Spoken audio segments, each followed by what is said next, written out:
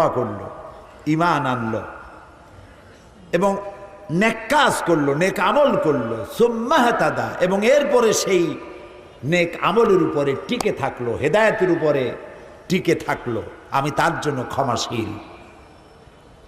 আল্লাহর ক্ষমা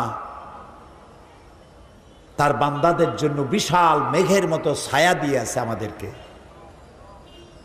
হযরত ওমর ফারুক রাদিয়াল্লাহু তাআলা আনহু একবার হেঁটে যাচ্ছিলেন অন্ধকার রাতে, পেছনে কিছু সাহাবীরা হাঁটতেছিলেন। এমন সময় চলতে চলতে তিনি জিজ্ঞেস করছেন, আচ্ছা তোমাদের মধ্যে এমন কি কেউ আছো যিনি বলতে পারো যে কোরআনে কারীমের মধ্যে মোমেনের জন্য হতাশা ব্যঞ্জক কোনো আয়াত আছে নাকি? একজন চট করে জবাব দিলেন, আছে। কি সেই আয়াত মোমেনের জন্য হতাশা ব্যঞ্জক?